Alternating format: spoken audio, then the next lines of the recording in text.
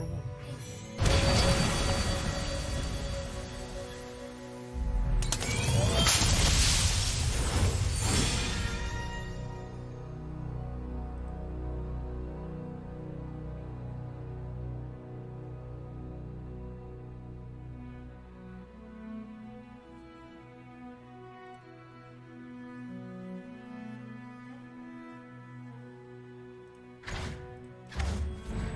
Yes, let's just stare blankly at freaking things.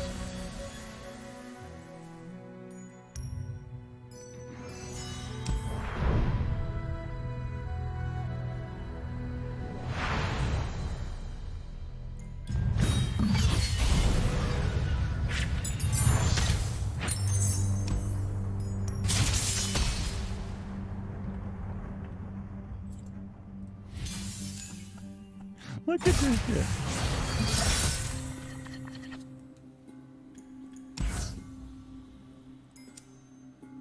Fixer-upper. Fixer-upper.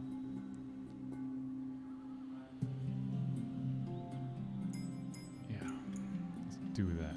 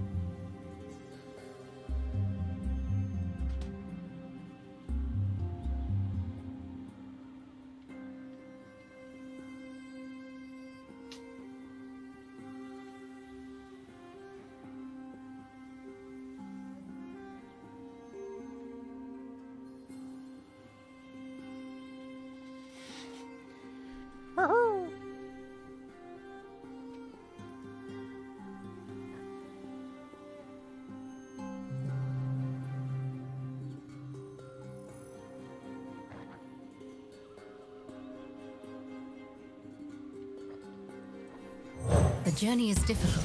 These will protect you. You'll soon understand my methods. A foray into the field? How exciting! Let's test my theorem.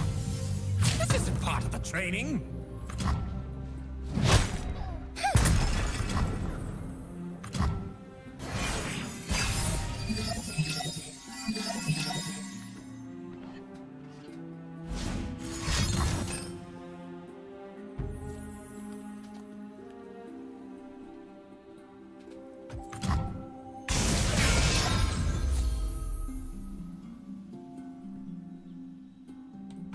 The dragon lives. Nope, the dragon died.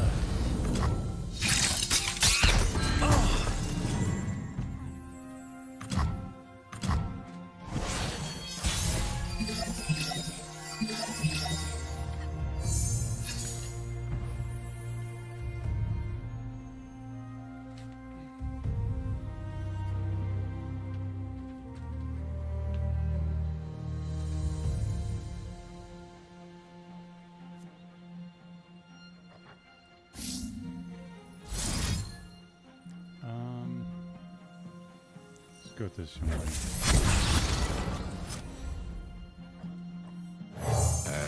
Backup? I'm your backup. If you do not have a part to play, take one. You douchebag. What we do is so much bigger than us both.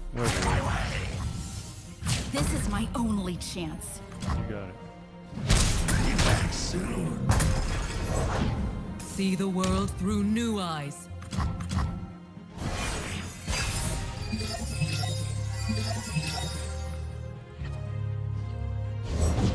Tales of our past are seeds for our future.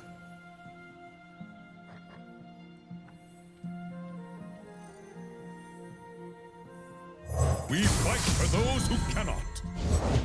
Kneel, students. Rise, warriors. Please.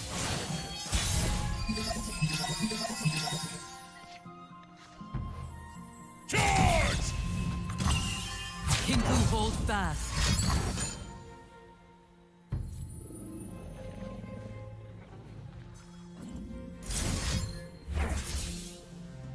No, don't do that.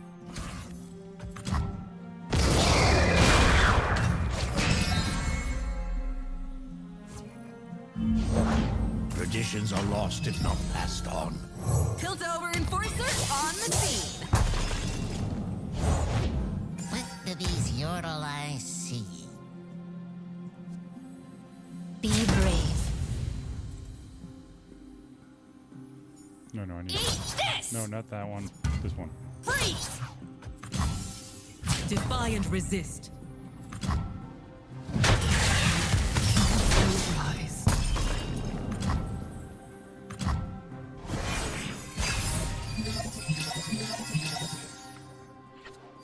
Ooh, I like that.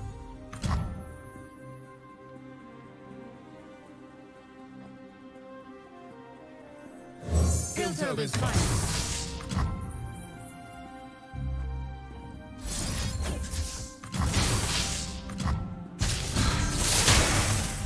Final lesson. We are at the threshold of Of course something you're gonna great. stun him. Please, by all means. Embrace your fate as I Now have come mine. attack me. I go willingly. I bet you There's the 1-2 punch! do. Yep. Oh, yeah! It's done.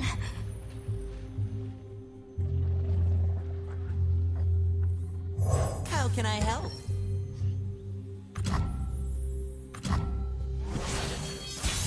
Face meet fist!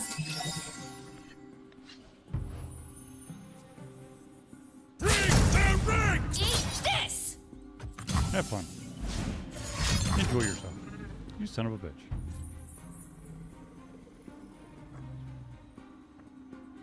Fine. These don't want him to hit. Love it. Boom!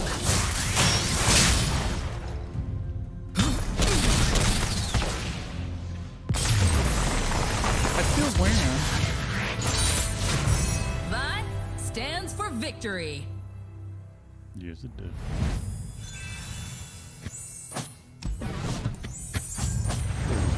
Snuck a fast spell in there.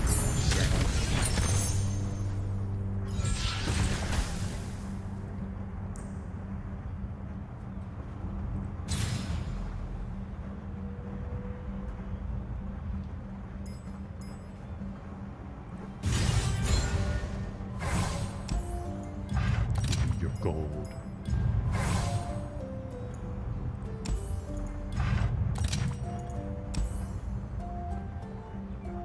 How many slow spells do I have? That's first. That's a fast.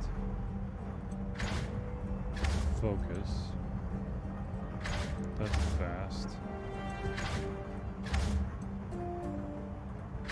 Fast. Fast. I don't think I have any slow.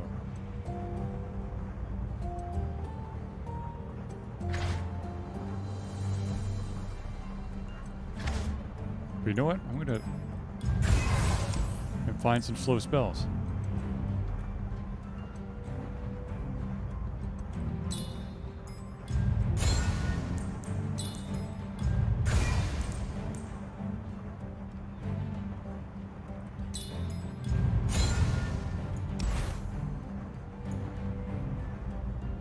Who is that? Jesus. Oh my god.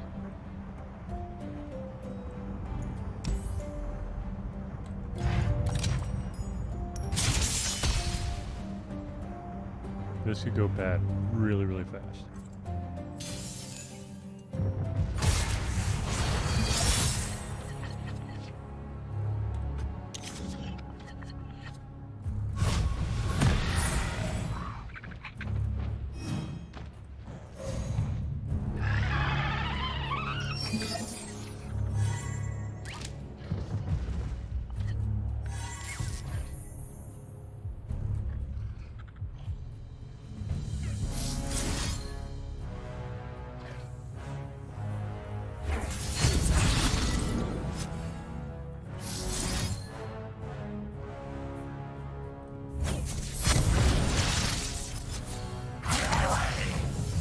6 that you can.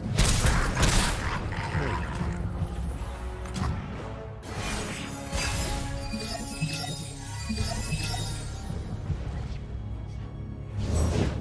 The prettier the rose, the sharper the thorns.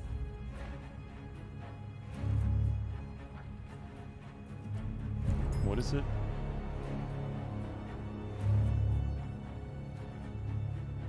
When one foe's unit strikes for 5+ damage, grant it +2/+2.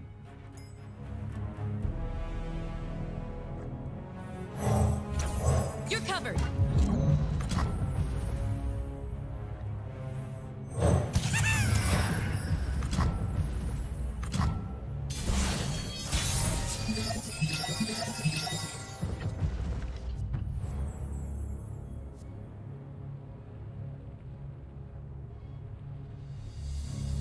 My steel is yours. Are you quite done? Yup. Press on. Nothing but Noxian might!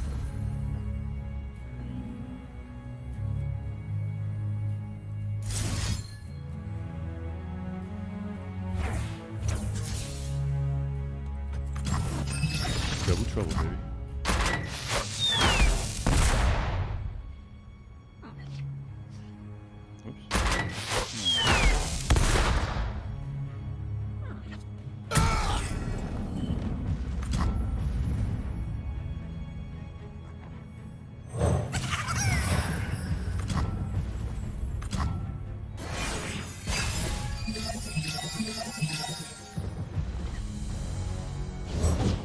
Victory requires a sharp blade.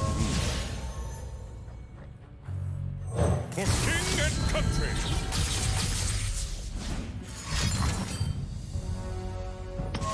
Oh, you skankopotamus. Face me!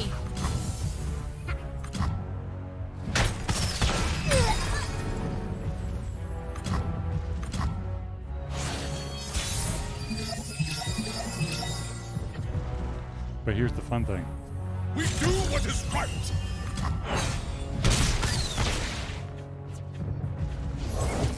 We ride for Noxus! Do you? Bring their ranks! Bye. Out there. We must not relent!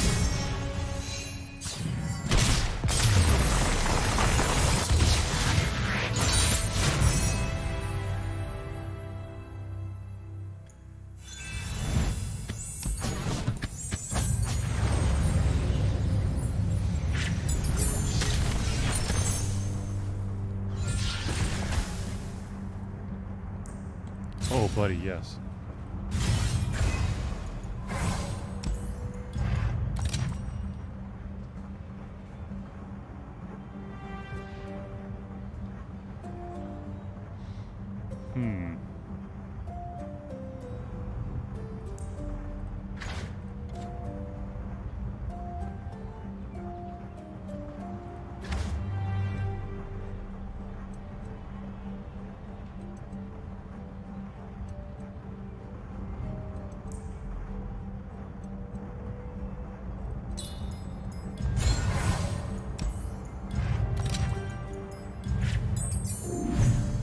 What's up, Vayne HD? What's up, Curved Turtle and Nego Type?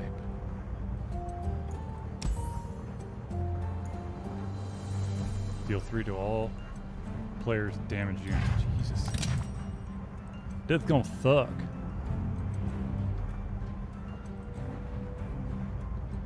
Vision, Guile, and get your butt kicked.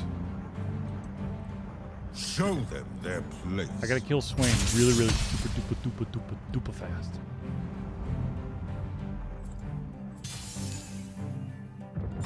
From 1 to 240 viewers, let's go. That would be amazing. Let's do it. Especially since the live show starts in like 12 minutes. I mean, I am live, but we actually do a show.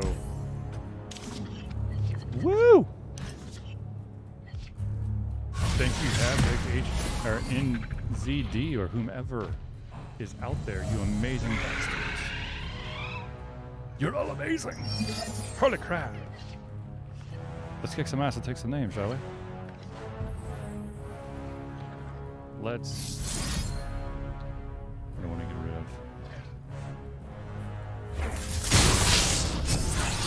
How's everybody doing? Didn't I change? You know what? Screw it. Whatever.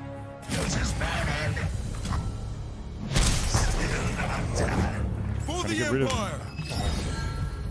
Well, that's the downside to putting a guy who disappears at the end of the round. Alright, so let's do... Oh, bastards. What if Simon Grammy plus 2? Okay. Let me think about this. Let's go here. Nope, shit. 4. Yeah, I gotta do it. This gonna hurt a lot. Chase them down! Yeah. So wait.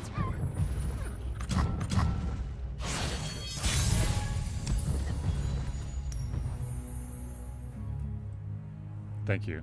For some reason, doesn't matter how effing much I change this stupid thing, it like starts autocorrect. See, it's autocorrecting again. You bastard. You know what? Let's do music volume. Is that too much now? I don't know what it is about this game, but they love to muck around with.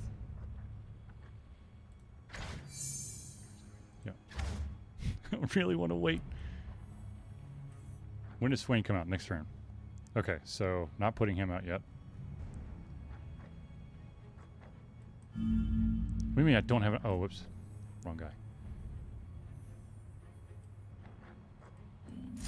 Nah, just for shits and giggles.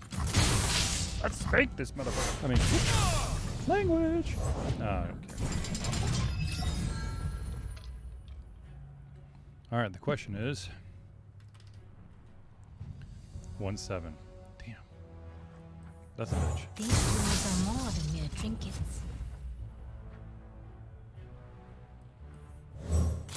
Whatever's needed.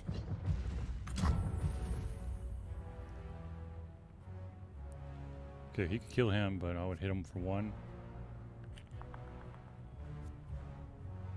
Yeah, do it. Excuse me? I gotta keep him on his toes.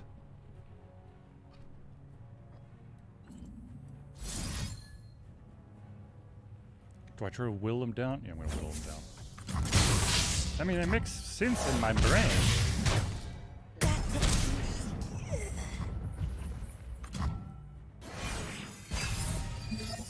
Why does it look like the music's trying to sneak back up again?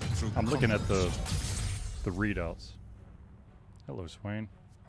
Goodbye, Swain.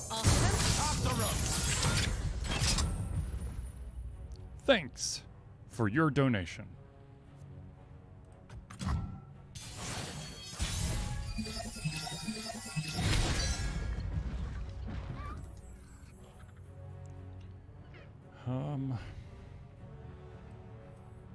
Gotta bring him. Country.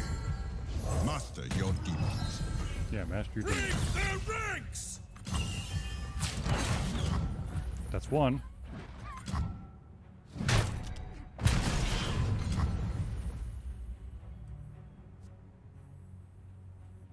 We do what is right.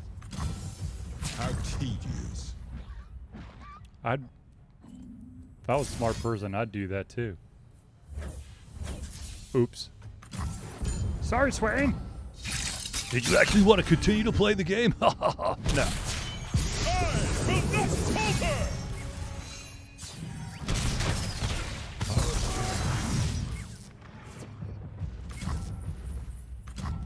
Stay resolute. Oh, I am resolute.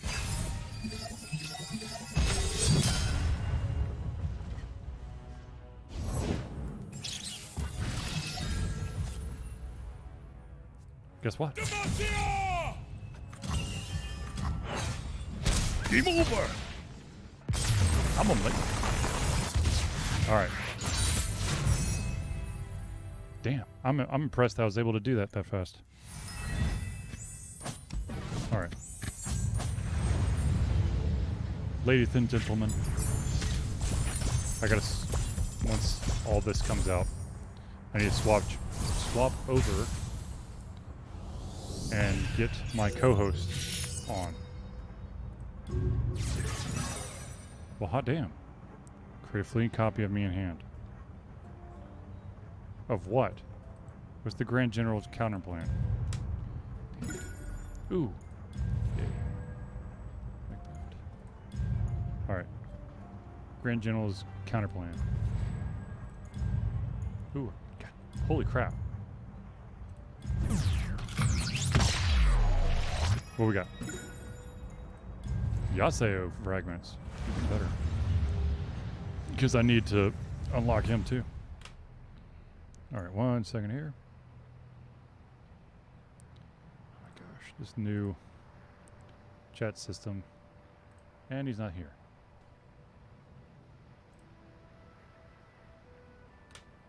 Alright, well, F.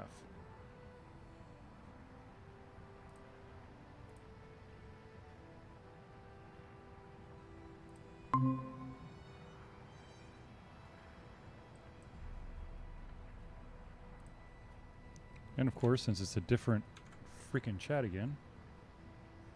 1 second. Do this.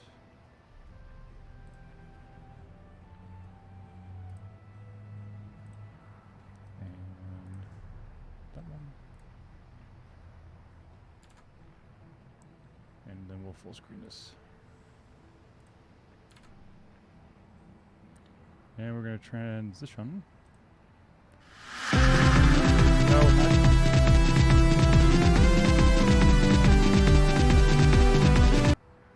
oh, that's embarrassing. All right, 1 second. Let me find him. But since we have this moment, ladies and gentlemen, if you do want to add any topics to the show that we'll be doing starting at 8 o'clock, just drop them in the chat window and I will add them to the list. But as of right now, we have Love, Death, and Robots being renewed for Season 4. NFL Blitz coming back in a custom arcade cabinet, but with updated NFL rules, which means no late hitting. The story of the Tinder user who persuaded many individuals into buying a video game and then ghosting them. And Warner Brothers Discovery removing a shit ton of stuff, or continuing to remove a shit ton of stuff from HBO Max. So if the topic that you'd like to talk about is not one that I listed, by all means, add it to the chat and we will add it to the show.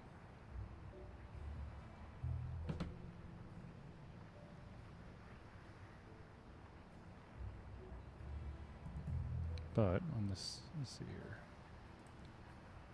All right, let's just go ahead and do this. We'll do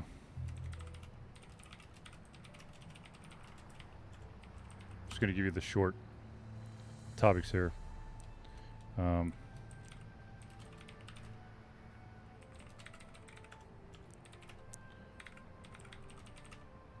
Fourth season. It would have been fun if I actually had typed this out on this computer, but of course I have it on my laptop.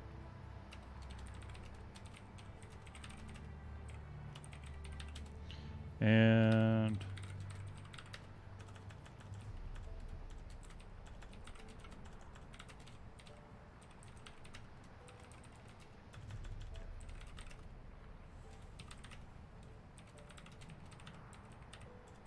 anyone ever played near Automata? Yeah. I want to say I keep putting it on my wish list, but I keep removing it.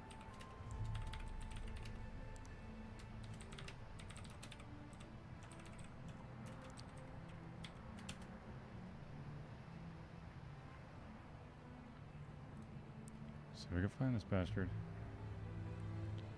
Or I might have to do this solo. There he is. Okay, I don't know why, but Google doesn't actually bother to like notify me. I actually have to open up the chat window, of which there's no notification, in order to see that you invited me to a video chat. Zeely, say hello to the 130 viewers currently watching. Hello, 130 viewers who are currently watching us. There you go. Nicely done. All right, let me do the quick update here. You know what? I have the timer on, but I don't actually have the text showing, so that's kind of pointless. 2 minutes. 2 minutes? What happens in 2 minutes? I always forget. Our Thursday night hangout. Wow, this Google Meetup or whatever the hell wants to really be a douchebag tonight. If I so much as open anything on top of this of your video, it just gray screens you. I have that effect on people and technology. Mm-hmm. So I was just telling everybody who's in the audience the topics we have so far: Lord of the Rings rights changing hands, Love, Death, and Robots being renewed for a 4th season, NFL Blitz coming back in a custom cabinet, but with up-to-date or updated NFL rules. The story of the Tinder user who has convinced many people to buy Nier Automata and then ghosting them, and the fact that Warner Brothers Discovery has removed yet another huge slew of titles from HBO Max. Yes. Was there any other topics you wanted to cover, Zelius, or any that you were made aware of? I don't know, whatever I put in Discord, but that was like more than 15 minutes ago, so I have since forgot. Oh, Zelius. Gotta say, man, I can't remember things in my young age. Sure. It's not what you pay me the big bucks for. Oh, awesome. Apparently our Facebook connection has reset again. Should go talk to Mark Zuckerberg, see if he can do something about his connection issues. No, I'm good. Oh, you bastard. And because I did that, I lost everything I just updated. Nice. And we are at the 8 o'clock mark. It is indeed 8 o'clock. Should I just... screw it. We're just going to roll with it. I'm going to update one thing, and then I'm not going to update all this extra crap. We're going to just do... And then Facebook can just suck it. I mean, well, you know, whatever. All right. Zillies Ray. Always say. All right, here we go.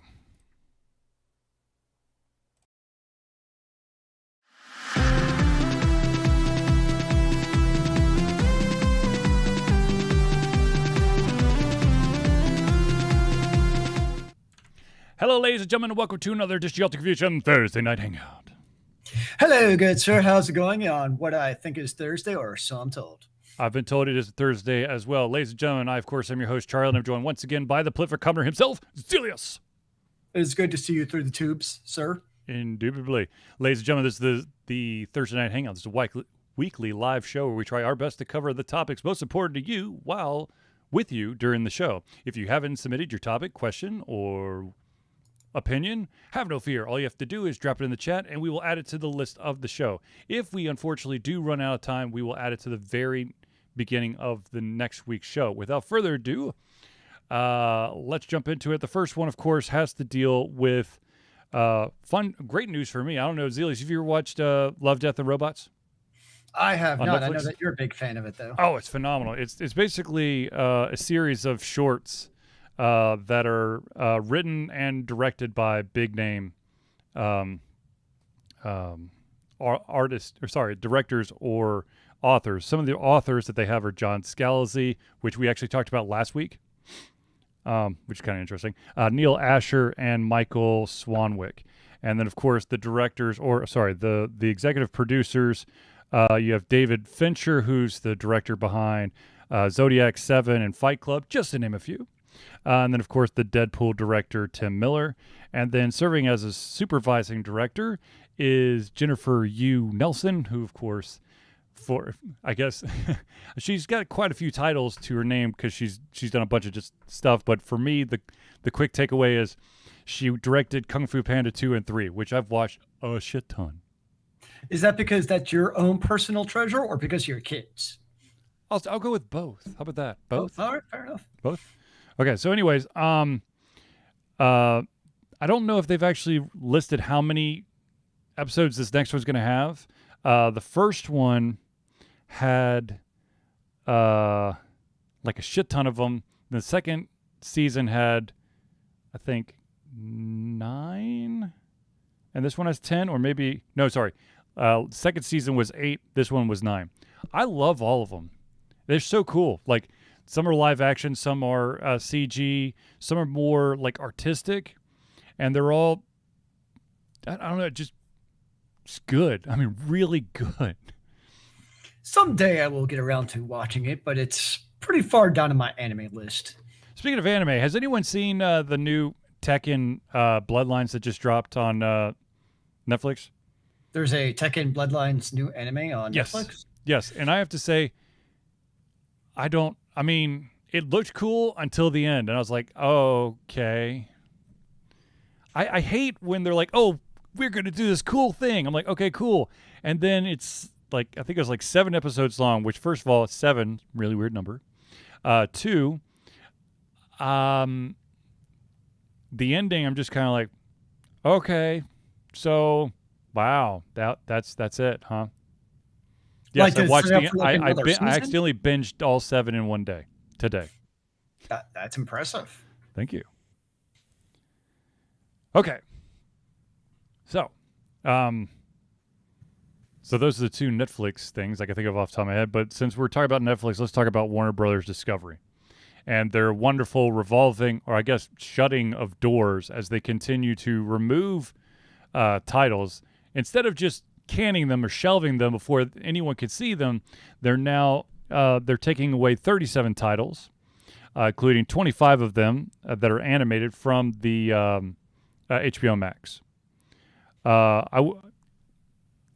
don't want to read you the entire list because I'm going to be totally honest with you. 37 titles? Huh? You don't want to read 37 titles for fun? No, I don't. And to be totally honest with you, I don't recognize like most of them, so I'm just going to go short, okay? So Aquaman, King of Atlantis, gone. The one I was really interested in, Infinity Train, which of course, if I were to ever have had HBO Max, I would have. That's the one show I would have watched, but I wasn't like I have to have this. But yeah, the rest of them I have no idea.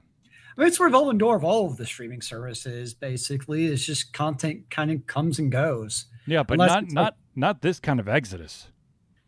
I mean, for a while there, Netflix was losing like that many shows every month when they started not renewing the subscriptions. Yeah, but that was that's every month. And there would be like, I don't think there's 37 shows that Netflix lost. All from the same distributor.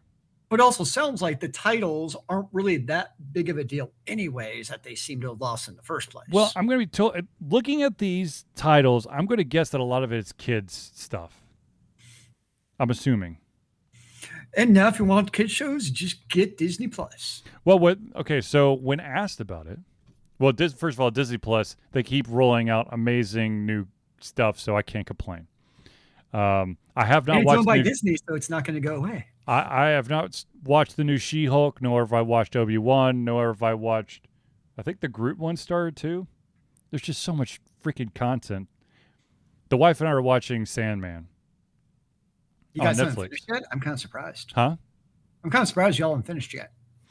Well, I mean, they're long-ass episodes, and we have to watch them after the kiddos go down. So anyways, WB did finally come out and talk about at least the removal of these and said, as we work towards bringing our content catalogs together under one platform, which makes it sound like they're making their own streaming service, we will be making changes to the content offering available on HBO Max and Discovery Plus. That will include the removal of some content from both platforms. 37 shows is some content. Oh. At the same time, we're already starting to bring our content catalogs together, like the launch of the new CNN Originals Hub on Discovery Plus and curated collection of Magnolia Network Magnolia Network content coming soon to HBO Max. Magnolia Network, I think it's like a home improvement thing. So these all mean nothing to me. Yeah, I don't unless it's basically Netflix or Amazon Prime, I honestly don't really care. Ooh. I mean, everything's become it's only going to become more fragmented anyways. Like in this case, DC wanting to do their own, and that's because they don't want to profit share. They all want to have their own service where they make all the monies and they don't have to split it or give it out to somebody like HBO. I mean, that's what you've seen across the board for years now. Right. True. So we'll, have 20 different streaming services instead of cable. Well, we're getting, this is kind of like, I guess, the only way we're going to get a la carte. In a way. In a way, a la carte is. I mean, I haven't had cable in a decade. I don't remember when I got time I had cable. I just know that my internet bill, which is by the cable company, thanks for that, just got it slashed in third. And now it's almost back up to 2/3 because they're hiking up the cost of internet. Of course. So, but anyways, I don't know. I just the way that WB's been acting as of late has just been like really bizarre. The WBs. Just no WB Warner Brothers. They're canning of at least 2 movies. Now they're removing. I don't know. It just and I guess the sad part is that WB is the driving force behind all the DC Universe stuff, and DC can use all the help it can, and good PR thanks to the Flash. Well, this is also the last basically year of the DCEU on, I don't know what channel it's on because I just see it Netflix when it comes out. Basically Arrowverse because they're ending Flash, the TV series, or it already has ended. I don't know which it is. I think they ended it. I think. Yeah, I think they ended it. So it's Arrowverse is no more, which I personally love for the last, I think 10 or so years since Arrow first came out. Right. And that was really, I'd always, other than like a few movies like the first Wonder Woman or Aquaman, for the most part, the TV series were better than the movies. Although the TV series got pretty trashy in some seasons, for sure. No doubt about that. And it was on more of a teen angst TV station, though. Oh, no, 100%. It definitely got very angsty at times. I mean, a number of the episodes, especially like in the era where the definition of if you just talked to the other person who's like your lover, then we would have basically forgone this entire 40-minute storyline that we just had in this episode who was hurt by this thing that they thought they saw that wasn't true. If you just used your words, you would have solved a lot of problems. They used that trope way too many times. It got kind of old. Fine. But that's how you get the teenage angsty in your TV series. It's lack of communication. I mean, it really is. I mean, that's most, when you get down to it, most teenagey angsty shows, it comes down to terrible communication skills. And that's where they get the drama from. Of course. Of course. But I've never watched any of the DC shows, so I can't say jack diddly. Though I'm assuming that the Supergirl series was good, maybe? I didn't watch Supergirl. Having 3 of them, having Arrow, Flash, and Legends of Tomorrow, that was enough DC in my life. I just wanted Constantine back. Well, he was in Legends of Tomorrow. Yeah, I know. That was cool that they let him basically jump over to his thing, but I liked his own show. He's a great actor too. Yeah.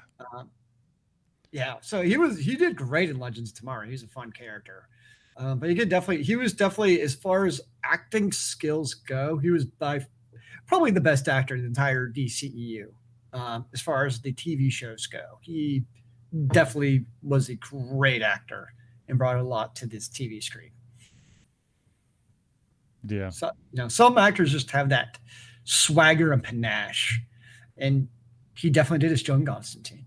Because some people, if they did John Constantine, it would have been like campy, not in a good way, like the bad type of campy. Well, to be honest with you, most of DC's stuff on the big screen and small screen have been kind of campy. So yeah, but he did it in a way that actually brought some gravity to it in a good way. Yeah, he still had the moments of levity because that's what Legends of Tomorrow was, but he was a phenomenal actor. He was definitely one of the better parts.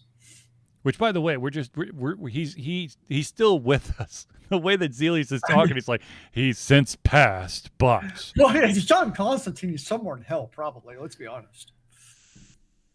yeah. Well, I mean, if you watch the Keanu Reeves movie, John Constantine is the one person that Satan himself would come up, or Lucifer himself would come up from hell to help escort back down. So what we need is a Lucifer and Constantine crossover, is what I'm hearing. So, actually, interesting that you bring up the Lucifer show. Technically, Sandman, the Lucifer and Sandman is in the same universe as Lucifer on the TV show. Now, Lucifer, I would love to see on that. Because Yeah. the other thing is that Constantine also crosses over into Sandman. Yeah, because Neil Gaiman actually had a voiceover. I don't know if I'd call it a cameo. Mhm. He did a voiceover in one of the episodes of Lucifer.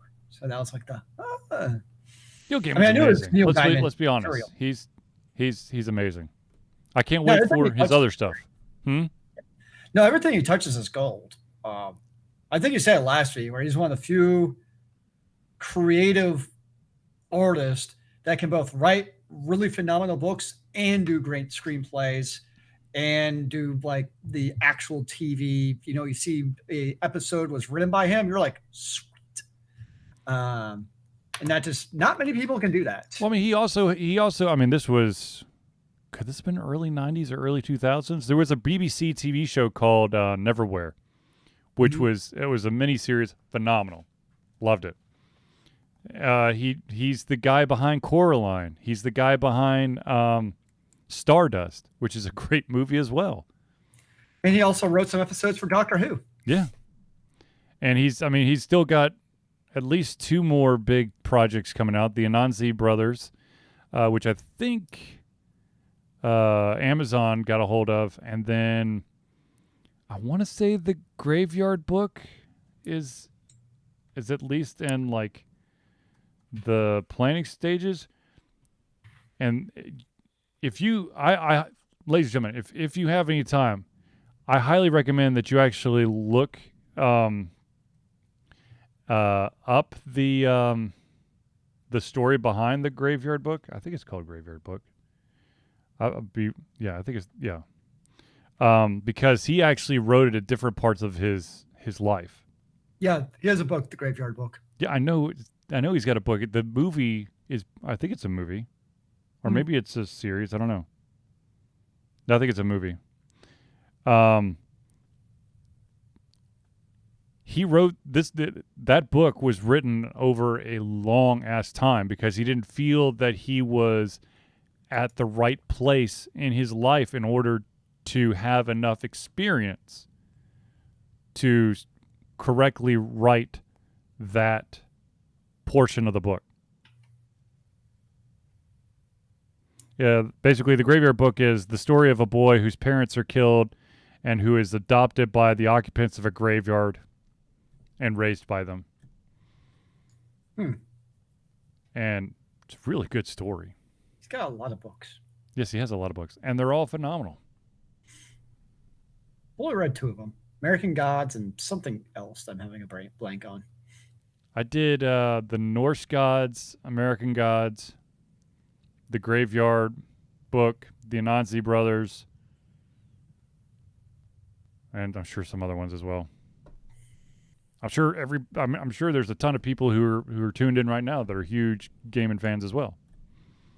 I'll be very interested to see, ladies and gentlemen, if you have the ability to put it in the chat, what your thoughts on Sandman, without giving away too many spoilers. No spoilers, sir. Because Zelius will eventually get around to it. It's on my list. It's there. It's waiting. Zelius's list is an Everywhere. enigma in itself. Well, it's a combination between video games and actually watching TV, and having to choose between the two. It's a difficult decision in life sometimes. Mm-hmm. Anyways, speaking of authors that have a ton of titles or recognizable titles underneath their belt, let's talk about the fact that the rights to the films, games, merchandise, and theme parks based on J.R.R. Tolkien, Lord of the Rings, and The Hobbit have now changed hands, and they are now owned by the Embracer Group, an acquisition-hungry Swedish gaming conglomerate.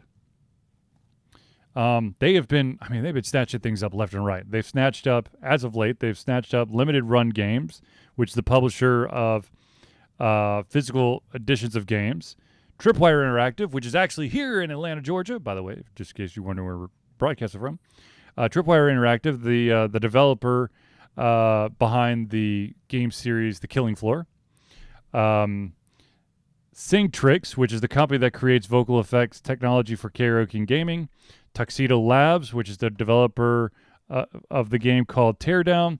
And apparently there's a sixth acquisition that is still yet to be named. But with this acquisition, there are several caveats. The first is the publishing rights to the books themselves were not included in this deal. They are still remain with the Tolkien estate and the publisher Harper Collins. The other books, I can never pronounce this one. Yep, that one, and the Unfinished Tales of Numenor and Middle Earth. Those are still also Tolkien estate and Harper Collins.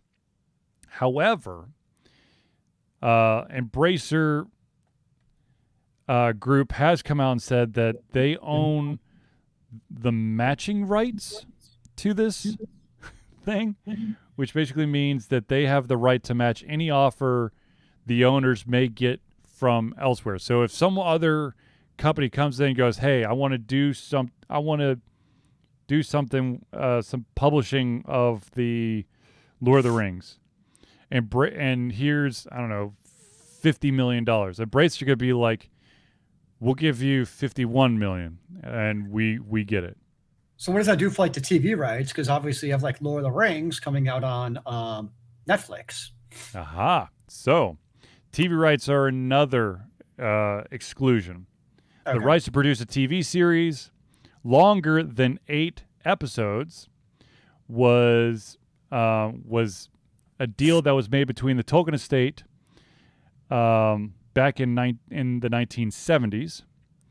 So Amazon bought those rights in 2017. So they're still good. However, they have Embracer's once again already come out and said, well, that's correct. However, we are financial backers in a lot of the upcoming stuff as well. So I don't know if it's anything with the video games, because obviously you have Lotro, Lord of the Rings Online, which has been out for a decade, I think. That's Turbine. Yeah, and then just a plethora of other games. And then there's another Lord of the Rings Online, or Lord of the Rings MMO or something like that. I'm not sure. I thought it was all the same Lotro. No, it's not. Oh, it's 2 separate things. I did not know that. Yeah. They've also, here's the other thing. They also bought the tabletop game publisher Asmodee, which has been making Lord of the Rings licensed titles for decades. So I'm not what they've done is crazy. They also now own Dark Horse Comics and Square Enix's Western Gaming Studio, which means that they also have rights to Tomb Raider. Which I don't know what that means for the movie rights for Tomb Raider. But I really liked the reboot from Tomb Raider. so do I. It was good. I like the reboot of the game Tomb Raider, and I also like the Tomb Raider movie that came out. The whole trilogy was really good. Yes. But man, these guys have been active as hell. They want it all. Well, the surprise was that a lot of people thought Amazon was going to be was going to win this entire deal, and then this Swedish company comes out of nowhere. They haven't actually listed the amount, but it's got to be astronomical. Well, I was wondering because Tolkien Estate's always been very reluctant to give up the rights. Okay, So I so wonder- this deal isn't actually with Tolkien. This deal is with another company, a middleman company who actually had all of these game rights previous to Embracer. Just to make it even more complicated for you. It's a wonderful world of who owns what nowadays. Yes. It's either Amazon, Microsoft, Sony, Disney. Disney, Tencent, and now apparently Embracer Group at the route they're going. And of course, Ubisoft. Ubisoft's got a shit ton of studios underneath them too. Speaking of Nintendo, Nintendo is unfortunately in the news for a bad reason, and that is because they have a bunch of sexual harassment lawsuits that have just cropped up. Or allegations, I should say. Apparently, one of the examples is they're in one of the, I think, Microsoft team chat rooms, which usually they're, light and funny and, oh, that's cute, have became very sexualized, and a lot of people did not feel safe in that environment anymore. Yeah, it's probably not a good idea. Yes. But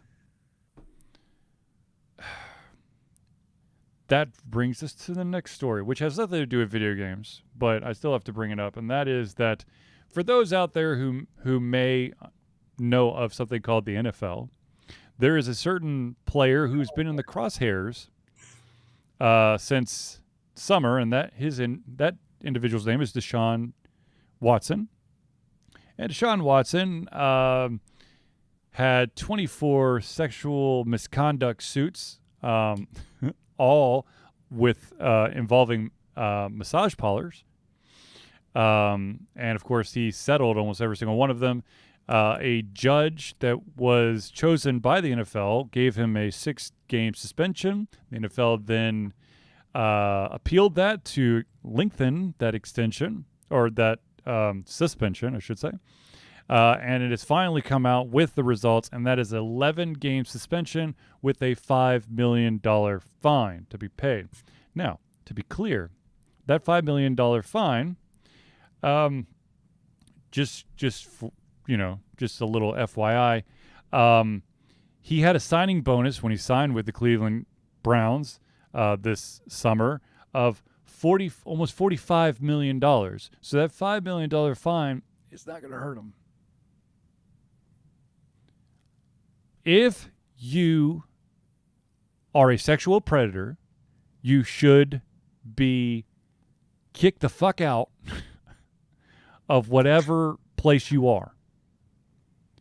And No, I totally agree. I mean, you even had the original documents from the original judge who gave 6 games. Yep. It made it very clear that what he was doing was not right. Yeah. Yet somehow it was at 6 games. I mean, the crazy thing about this is basically the large majority of fans are like, wow, this is crazy. It's only 11 games. Yep.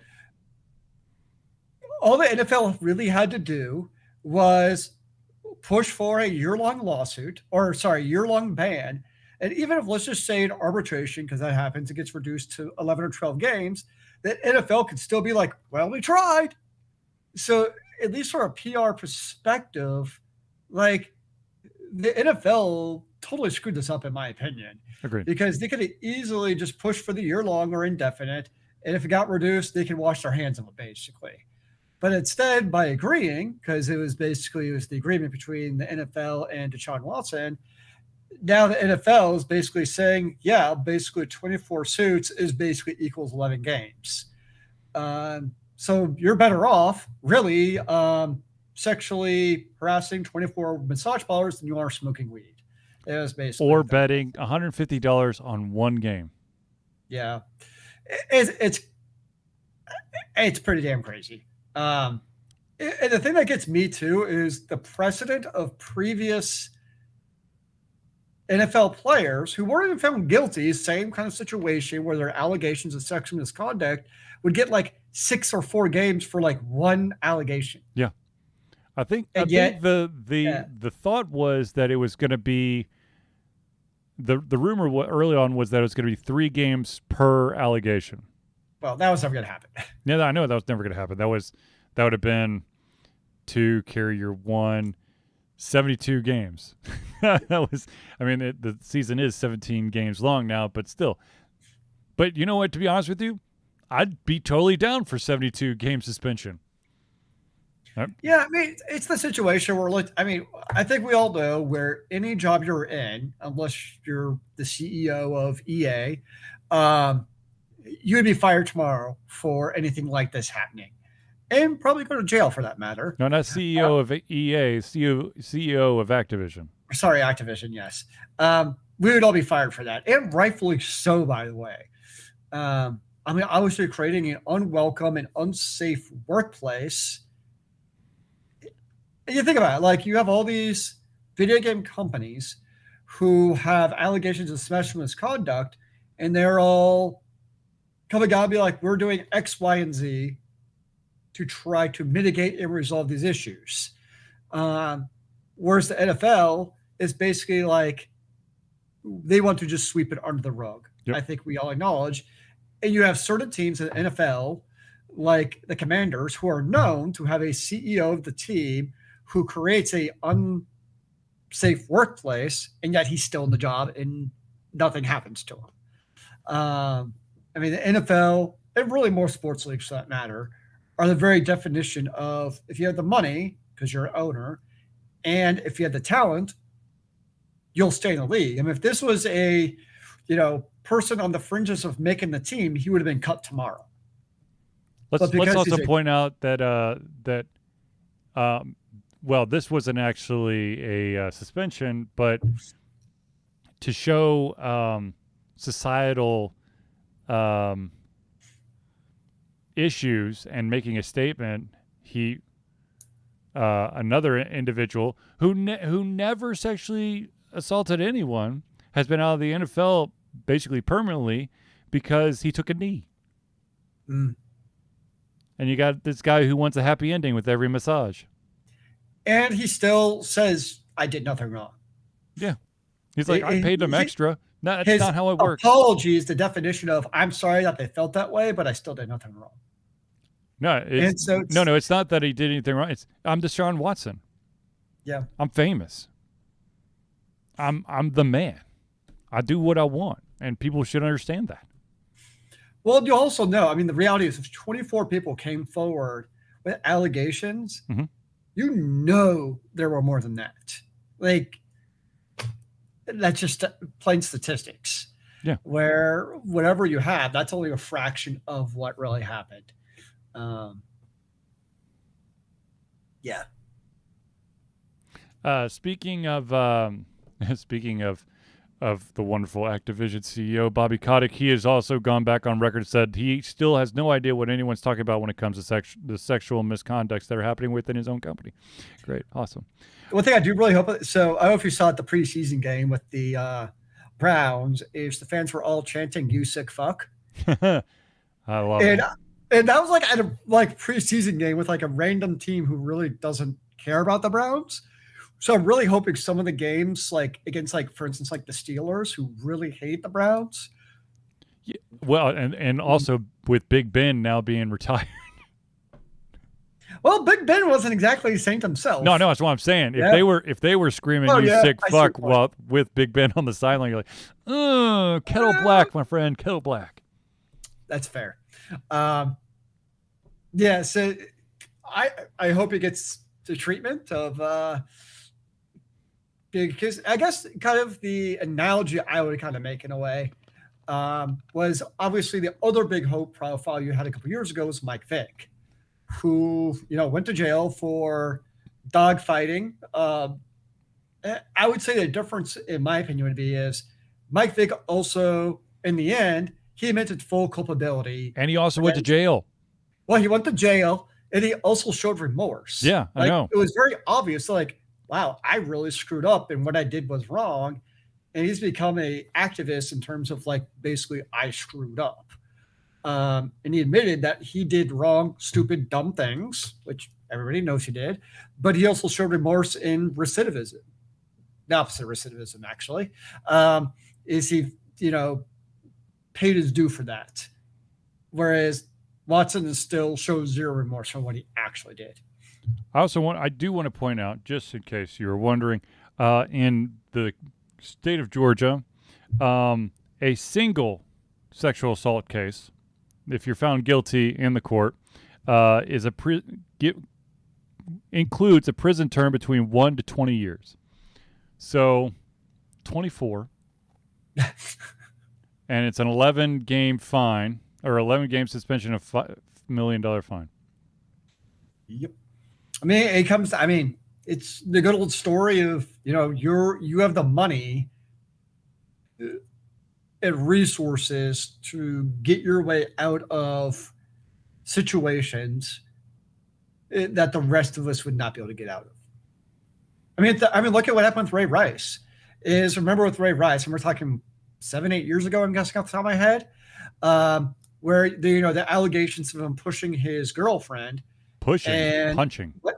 Punching or pushing. Cold cocked her in the face. Yeah, but remember though, that was the allegation though. Initially, he was like, I remember the exact details, but he was suspended for like a game or two. It wasn't until the video actually came out that he was then blackballed from the league. And so that's the kind of case here where unless there's actual... He was suspended for 2 games. 2 games, unless there's that visceral evidence that we can see, it's just swept under the rug is what it comes down to. Okay. Let's slightly change the topic here. Let's talk about the fact that a classic game from the NFL, about the NFL is coming back. Thanks to Arcade 1-Up. Mutant NFL? No, NFL Blitz. Ooh, that was a fun game. That was so much fun. However, okay, part of, for those out there who may not have ever played NFL Blitz, it was basically this over-the-top version of football where you're trying to just absolutely massacre the other team. But I guess in order for the NFL to sign off on a new NFL Blitz, this game has to follow the new NFL guidelines and rules. What? Yeah. Which are? So basically, they had to clean up the game for modern sensibilities. Does that mean you can't like go around just like randomly tackling people? You can no longer do what do you call it? Late hits. What? Yeah. Okay, now I'm actually pissed off.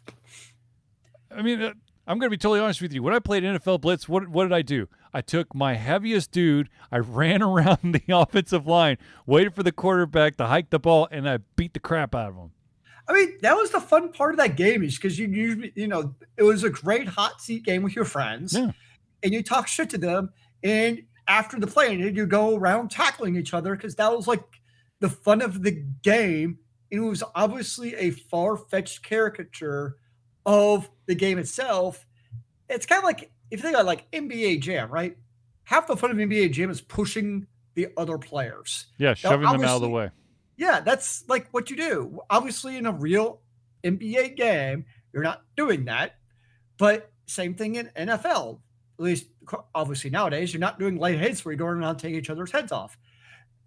Like, to me, like, this completely misses the mark of, obviously, this is aimed at all of the CTE issues of the NFL that are legitimate, But in my mind, like this completely misses the mark of that being an issue in the first place. Like this was a fun outlet of video games where it was obviously not a realistic game. Like in a way, it'd be a little bit different if it was like Madden, right? Yeah. Madden is made out to be a realistic NFL game, which is the reason I never enjoyed it. I didn't like the realism. But like if you tackled somebody after the game, it would be a late hit penalty, which it should be because it was Right. a realistic game. Right. It's not an arcadey. Yeah. Whereas NFL Blitz is obviously an arcadey fake game where you're supposed to go around mowing each other. So like, yeah, that just pisses me off. Like it's misplaced. It's a misplaced notion of acknowledging the issues of CTE in the NFL without actually doing anything. Right. Oh, that just pisses me off. Now I want to go drink more. Oh, serious. Sup, Nakamoto? Yeah, it would be like, I mean, it's kind of like finding your most bloody, beat 'em up game and then removing the blood. And I mean, like taking out the fatalities out of Mortal Kombat because in UFC you can't actually kill each other in the arena. Therefore, we have to take out the fatalities to. Yeah, no fatality. Well, wasn't that the original deal to get it onto like Nintendo Game Boy or the Nintendo systems was that they had to have at least the ability to toggle off the blood or. Yeah, no. So if you remember, the original versions did not have blood, but there was a kind of like up, down, left, right. Like the Konami code. Yeah, there was the equivalent of the Konami code they could do to enable blood for Mortal Kombat. I do remember that being a thing. Yeah, so I think fatalities were always a thing. They just weren't bloody unless you turned them on. Hold on, was it? Oh my gosh, I cannot type. God, I miss being able to do like the Konami code or for Mega Man 3 on the Nintendo, if you held down, I think it was left on the second controller while you played, and you jumped into a hole, you basically were invincible the rest of the game or the rest of the level. Or who doesn't miss Game Genie or Game Shark? Yeah, that you can basically hack the game with. Yes. Now, we're not, ladies and gentlemen. I want to go on record and say we are not talking about the hot coffee incident in Grand Theft Auto San Andreas. Okay, that was a different type of hack, hidden thing. Zelius, you're looking at like you don't understand what the hot coffee thing was. I'm having a mind blank. It was the sex game that was hidden in the code. If you had the PC version, and you could like rewrite one of the setting files, and it would enable it. And so when the magic words, would you want to come up for some coffee? You would then be introduced to a sex game where you would have to do button combos. In order to win the sex, you had to have the right button combos. In order to do the sex well. I mean, I guess it's kind of to like get the bonuses. It's like using your fingers correctly in real life. Touche, sir. Touche. All right, ladies and gentlemen, I do want to pause for just a second because there are some amazing individuals out there who help Alter Confusion be the Alter Confusion that it is today. So without further ado, let's do some friends of the show. First off, let's go with the Indie Cluster. The Indie Cluster is an organization of independent game developers that want to gain exposure by being involved in the community. They collectively journey to popular conferences as a traveling booth. to help gain attention for their games. They make partnerships in local communities to bring games to the mainstream mindset. They highlight local, unusual, and rare concepts to challenge the paradigm of the common. They also host events to teach kids and minority groups about game development to hopefully one day enter the industry themselves. For more information, go to indiecluster.com. That's INDIECLUSTER.com. The next shout out we have to do is to the highly successful, amazing individual known as Noodle Boy and his company, Noodle Boy Media. Founded in 2015 by Andrew Tren, Noodle Boy Media, previously White Kid 47 Media, is your choice for professional photo shoots and panel recordings at conventions. They pride themselves in providing a high level of professionalism, top-notch experiences, and quality services. If you want more information and to view their full list of services, check out facebook.com/noodleboymedia. The next one is for all those locals in the... Oh, and Zilius is left. That's okay. The next one is for all those local in the Georgia, or I guess the Atlanta area, and that, of course, is Hero Chiropractic. Hero Chiropractic is a unique healthcare practice set up by Ryan Moore, the company's focus to elevate a patient's experience of freedom, creative expression, and joy. They believe that everyone can be a hero and has incredible heroic potential inside themselves waiting to be unleashed. Hero Chiropractic focuses on mobile chiropractic care in the greater Atlanta area. They are committed to healing clients by creating a plan of action uniquely suited for each person. They make that plan of action as convenient and affordable as possible, and most importantly, suited to your individual needs. For more information, go to herochiropractic.com. The next shout out we have to give is to the amazing individual who created both our intro and outro. So without further ado, ladies and gentlemen, Crosspad Creative. Need a logo or want to work on a full branding and content strategy? Or maybe you need music or audio for your content. Crosspad Creative offers a whole host of solutions for individuals and small businesses. Just email Josh at crosspadcreative@gmail.com and see what he can do for you. And the final shout out goes to Agile Axiom. By Day Axe leads both a development team and system administration team working with satellites at NASA's Goddard campus. But while not in meeting, and many times during, he is the Agile evangelist, Agile Axe, championing the philosophy of Agile and trying to make the world a better place for software developers, testers, system admins, and software projects the world over. Decades of experience in software development and leading Agile teams are brought to bear against evil processes, ineffective work, and bad habits. For more information, go to agileaxiom.com. That's AGILEAXIOM.com. Now, ladies and gentlemen, I do want to pause just real quick, just for the viewers who might be tuning in for the very first time. We do have an audio and video version of this after the show and all of our previous episodes. For the podcast, you can go to basically any of your podcast places. You can go to Podbean. You could go to the iTunes podcast store. You can go to the Google equivalent. You can go to Pandora. You can go to Spotify. And, of course, we post all of our videos on YouTube. Now, since we gave the friends of the show shout-out, we also have to do some personal shout-outs. And the first one, of course, the one that is closest and dearest to us, as always. Ladies and gentlemen, Alter Confusion is proud to say that we have been fundraising for Extra Life for 11 straight years. Extra Life is gamers doing what they do best, game, to help sick and injured children at their chosen Children's Miracle Network Hospital. The money that we raise through Extra Life will go directly to Children's Healthcare Atlanta as unrestricted funds. This means that the hospital decides where and how to spend the money to ensure the dollars we raise make the biggest impact in the lives of the kids they treat. So if you have the capacity to donate, please go to extra-life.org and search for Alter Confusion.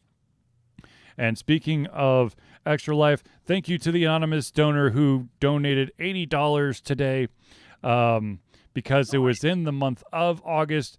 I get Alter Confusion now has a cool, I think it's like a dice rolling container. So thank you for that. Ladies and gentlemen, if you are curious as to how to become a friend of the show or you want to support Alter Confusion, we're happy to tell you that we have a Patreon. Patreon lets you, the fans, lovers, haters, demigods, interdimensional beings, gods, demons, aliens, supporters, and more to become active participants in the work we love through monthly membership. This gives you access to exclusive content, a community, and insight into our creative process. In exchange, we gain a bit more freedom to do our best work and the stability we need to build an even stronger creative career. We currently have two tiers. We have the $1 tier, which is $1 a month or $12 a year. And what that will get you is early access to all of the playthroughs, as well as the ability to partake in patron-only posts and polls. If you want to pump it up to the $5 a month or $60 a year tier, not only do you get everything at the $1 tier, but you also gain your name or organization in every single thank you section of the Thursday night hangout. So if you are interested in becoming a patron of Alter Confusion, go to patreon.com/Alter Confusion. Patreon is spelled patreon.com/Alter Confusion. Alter Confusion is all one word. Just one word? Huh? Just one word, that's all? Just one word. Ladies and gentlemen, I know that not everyone wants to give us financial support, but perhaps you want to give something to Alter Confusion for us to showcase on our show.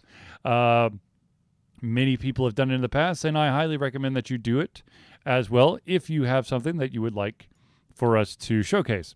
In order for us to showcase something, you need to mail it to us. And in order to mail it to us, you need to know our mailing address. So, ladies and gentlemen, let me tell you what the mailing address is. Our mailing address is 1551 Dunwoody, that's Dunwoody, Village Parkway. This next part is super duper important. Number 88276. That 88276 is the actual P.O. Box number. If you do not put it there, it will not get to us, and it will be returned to you within 3 to 5 business days. The city, once again, is Dunwoody. That's Dunwoody. State is Georgia. Zip code is 30338. All right, now let's jump back into the stories. Oh, my goodness gracious. Let's jump right back into the stories. And the story that I want to talk about is this amazing individual who is utilizing Tinder to help sell the game. I think it's called Nier Automata. And what she's doing is she basically starts chit-chatting all these guys up. She apparently has done, at last count, 22 guys successfully. She's gotten 22 guys to buy this game. She's talked it up. Be like, oh my God, it's an amazing game. You should play it. I love it. And then they buy the game, and then she ghosts them. She doesn't talk to them anymore. And she hopes that they enjoy the game in the end. Wait, is this like the Nier Automata, or is this like a random version? No, it's the version. So that's like her thing, is she tries to get people to play what's already a great game? Yeah. They're like, have you ever played the game? No. You know, it's one of my favorites. Oh my gosh. I love talking about it. Then I should get it. Yeah, you probably should. Sweet, I got it. Crickets. That's really bizarre. Or I know she gives like an affiliate code or something, like an Amazon affiliate code to purchase it with, and she can make some money. See, I don't know. Like, as if you were the developer, would you want to associate with that or not? I mean, it's ingenuity and it's good entrepreneurship if it actually got her something out of it, I guess. That would make her want to do more, I guess. I guess.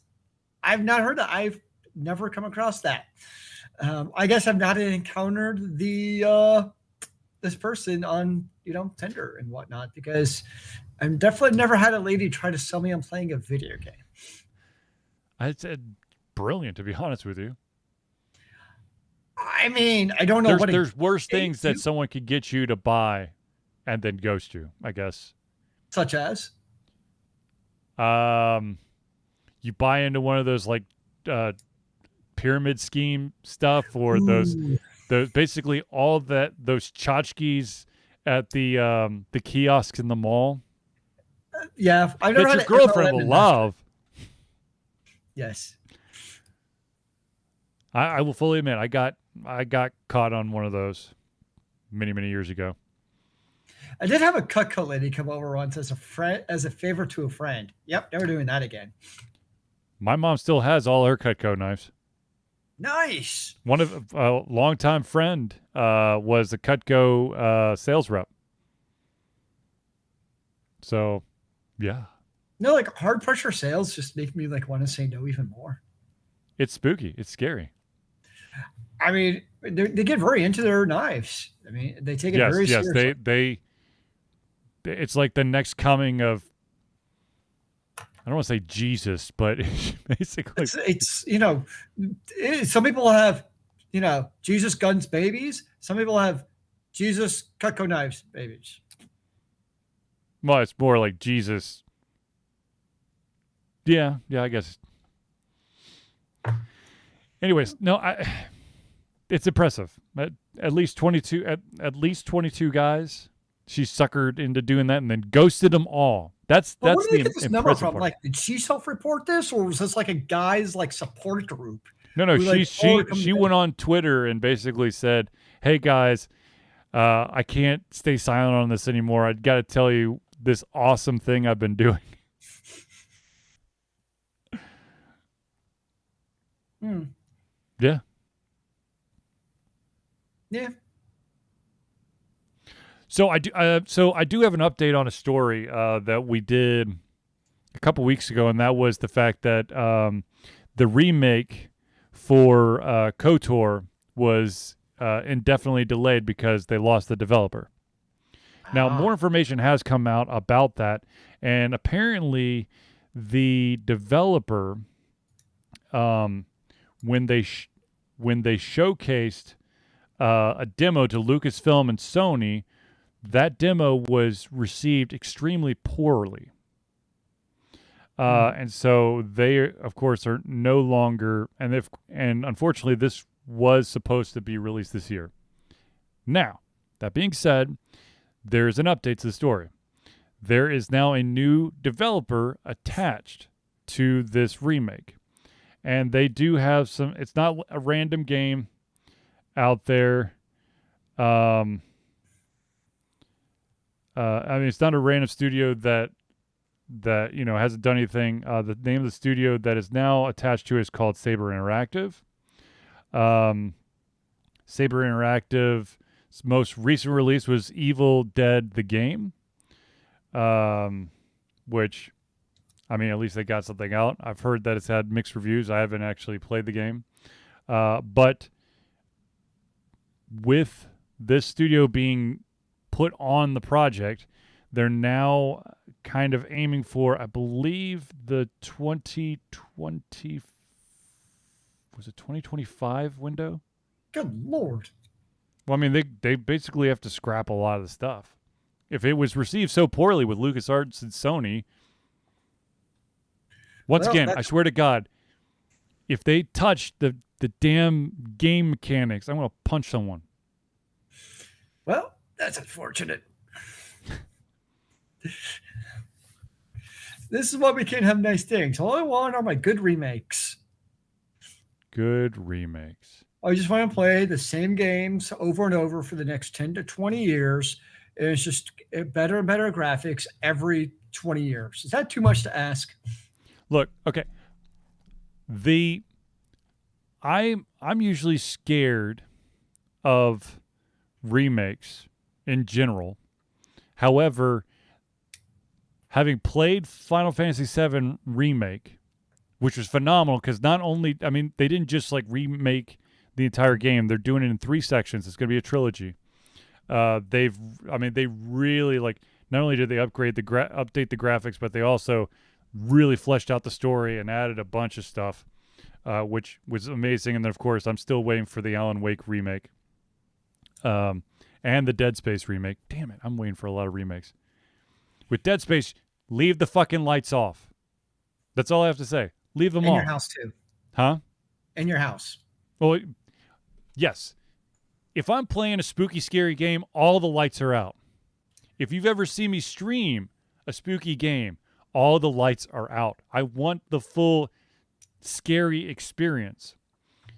Have you ever actually played a spooky / horror game? There's a game on that was on the Xbox called Condemned: Criminal Origins.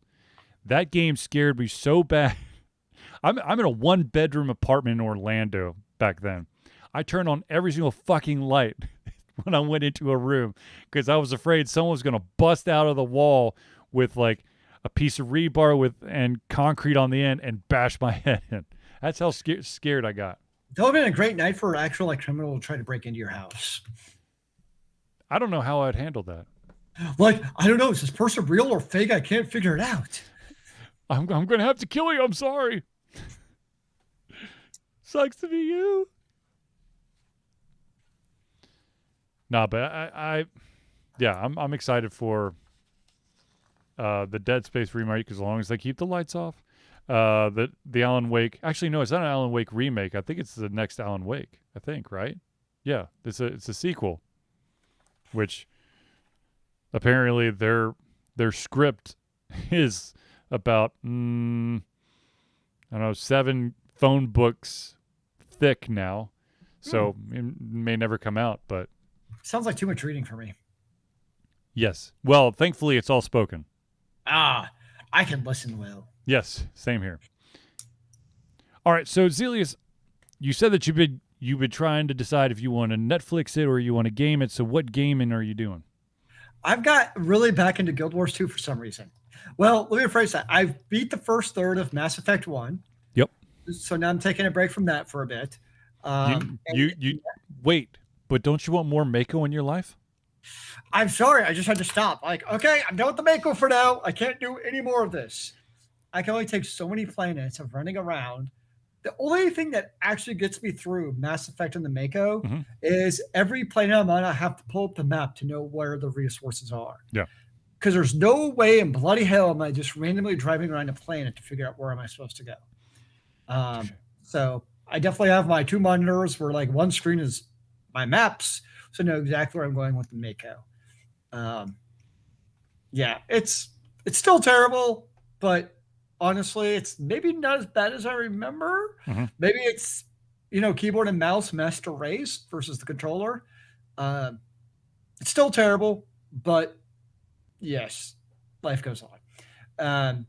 But yeah, I got heavily into Guild Wars 2 again. I don't know why, but something about Guild Wars 2 has hooked me again. So I've been playing a lot of that lately. The combat just feels right. There's something about the way that ArenaNet did the kind of action combat with Guild Wars and the swapping of weapons and just the way the action skills work.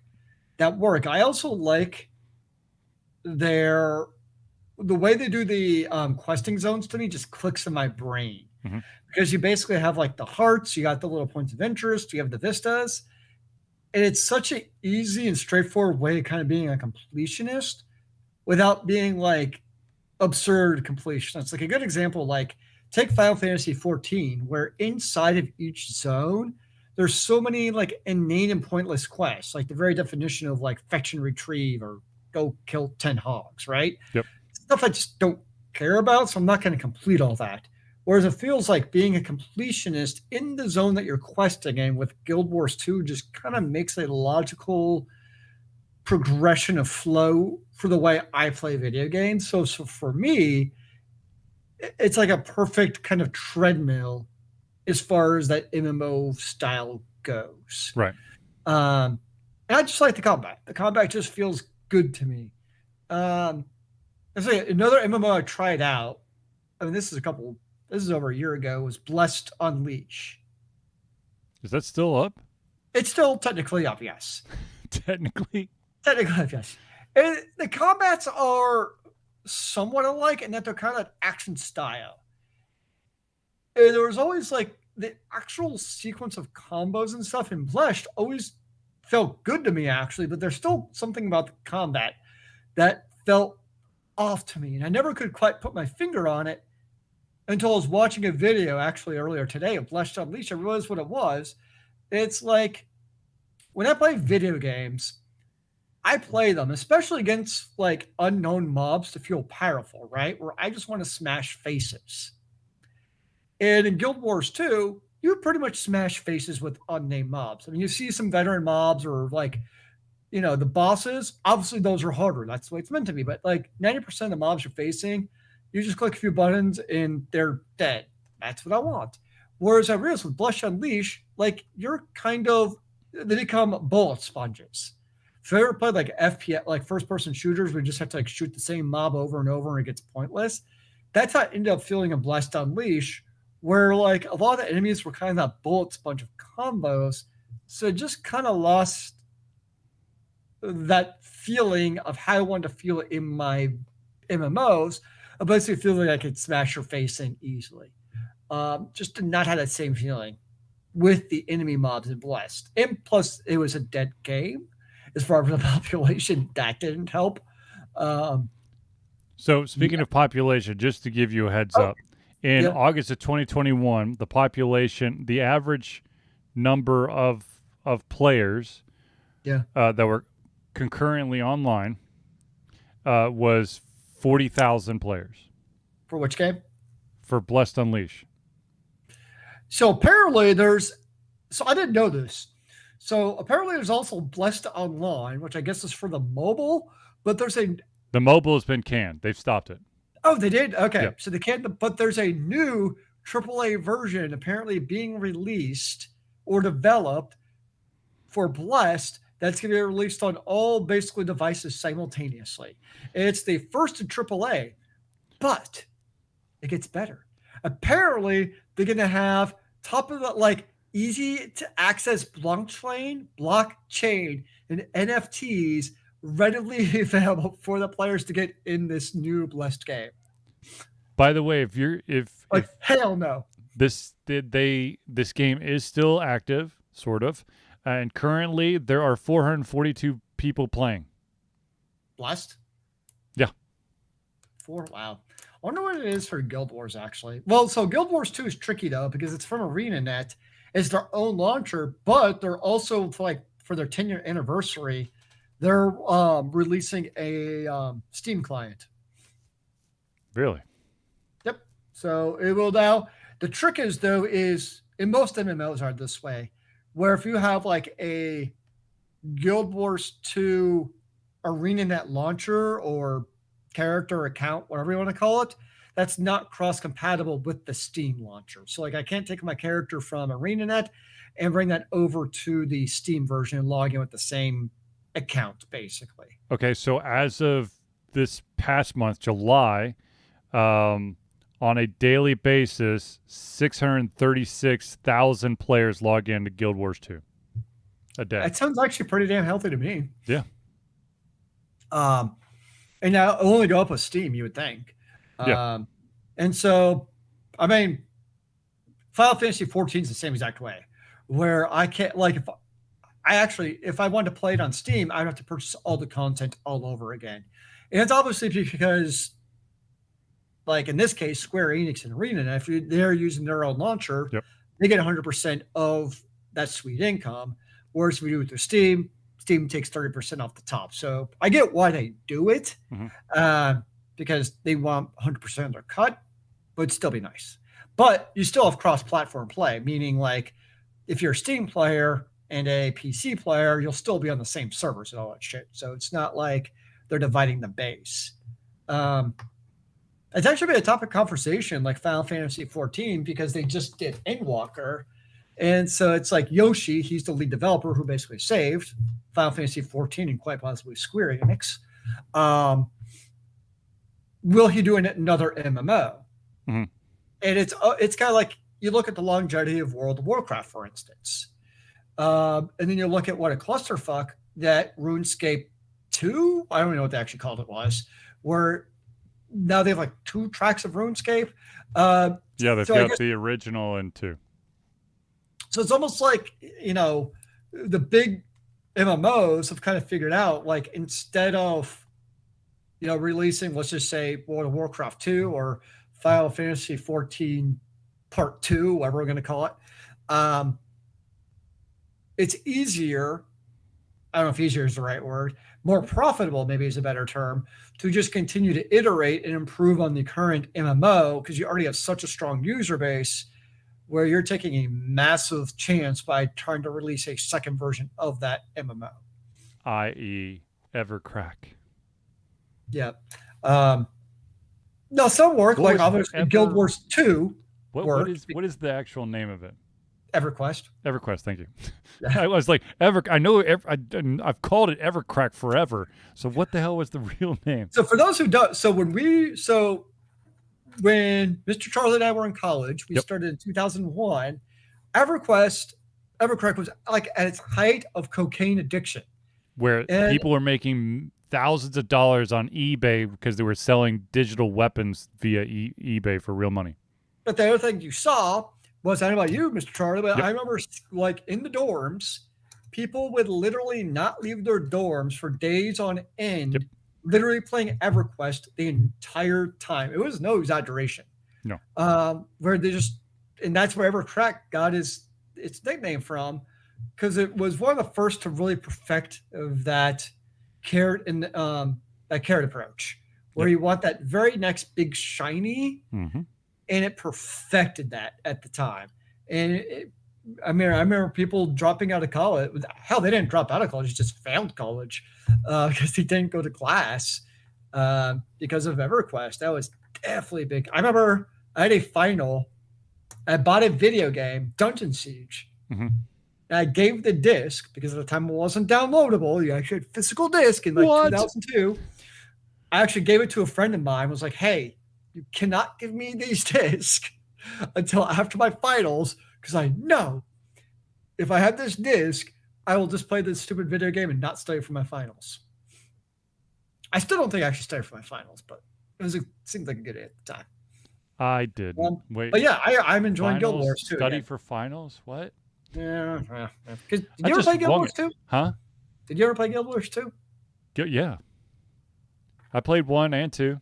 I played when the closed beta was out and it was like a weekend special.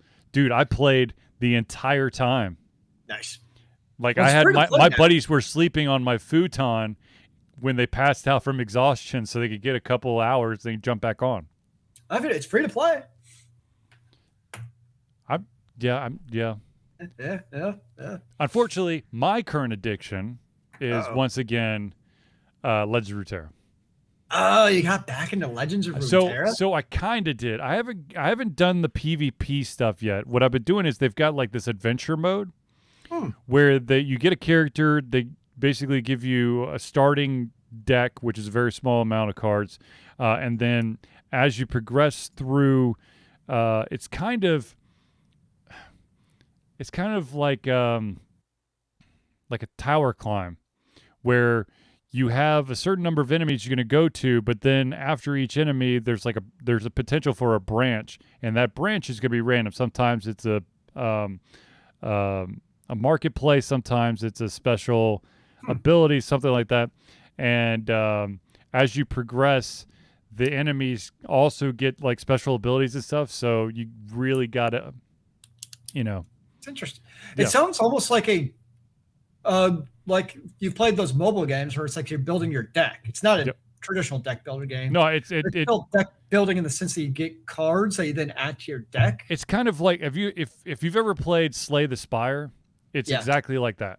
Okay, yeah. So it's a deck building in a way. Yeah, no, you're definitely building your deck as you go along, and then of course you get like 3 cards to choose from after you successfully defeat an enemy, and those are random. And if you level up enough, you can get Is that on the mobile version too? Yeah. Oh shit. The same. It's the same. It's the exact same game on mobile and on the PC. Believe me, I've done both. I have done. My addiction level has gotten back to the level of I will be playing on the PC, have to take a crap, and then switch over to my phone so I can keep going. You know what you need? You need a Steam Deck. No, Jesus, no.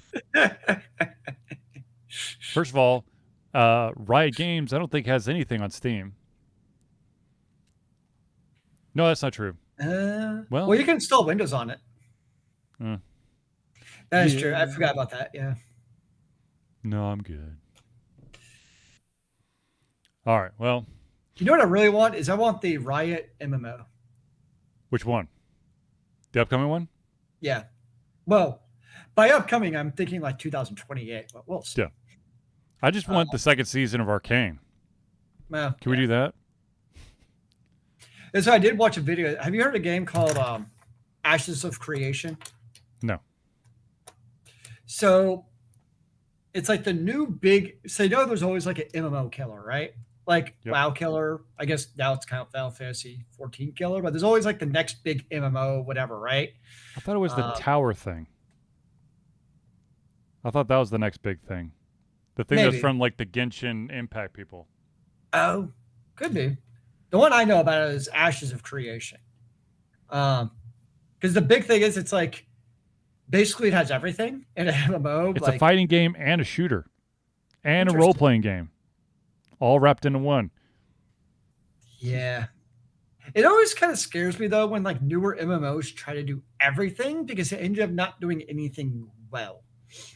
Well, that's the fear of like any media out there. If you have like, you know, some author decides to marry horror with romance and erotica with a an alternative history twist, and they don't get one of it right, or hell, a lot of games that try to do music and rhythm with like an RPG element usually get one or the other totally wrong. Yeah. I apologize. If anyone's wondering why I keep putting my hand in my mouth, it's because my crown is loose again. No shit. Yeah. And I don't want to go in for a fourth time, so I'm just going to keep pushing it back to where it needs to be. I don't think that's going to work, yeah. Well, it's not like it's just wiggling. It's not actually falling out. It's like I'm a child again. I'm going to lose my tooth. I'm going to put it under my pillow for the tooth fairy. And you know what happens to that child's tooth if you keep wiggling it? It falls out. Ah! I could just feel the suction pop back on. So, dude, the crown's going to fall out. I'm sorry. I'll get it fixed. Don't worry. All right, ladies and gentlemen, I think we've reached the end of the show. Wait, what if I brought over some super glue? No, I don't think that would be very bad. I'm pretty sure that's toxic. We could glue it to your gum because the gum is not coming out. No, what the hell? No. Zelius, no. All right, ladies and gentlemen, I want to thank everyone for tuning into the Ultra Confusion Thursday Night Hangout. For myself, Charlie, and Zelius, it's been a pleasure giving everything to come our heads, our mouths, and of course, our hearts. We'll be back next Thursday at 8 p.m. Eastern Standard Time for another Ultra Confusion Thursday Night Hangout. Remember, kids, keep on gaming in the free world. Amen to that, brother.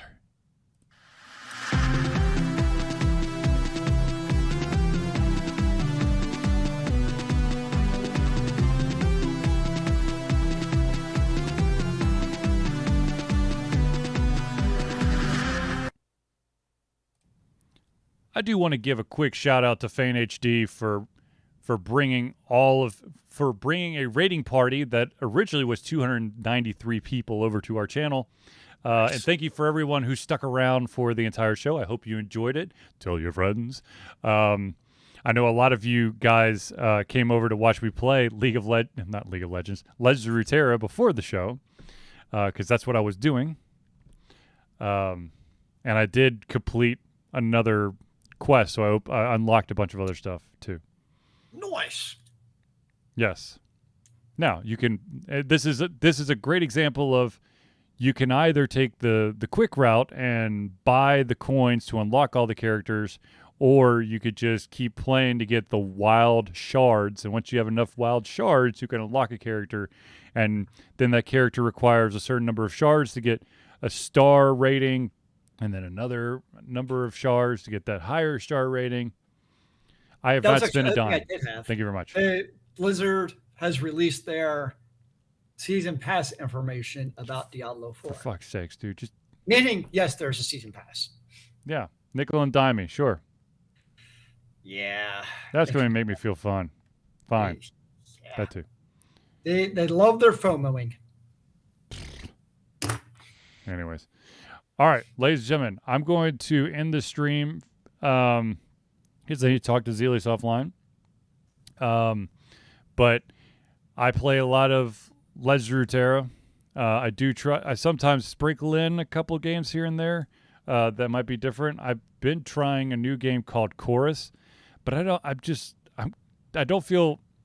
can't get the rhythm of that game. It's not a rhythm game, by the way, but I just can't, like, I feel like I'm sort of getting it, and then I crash and burn, literally.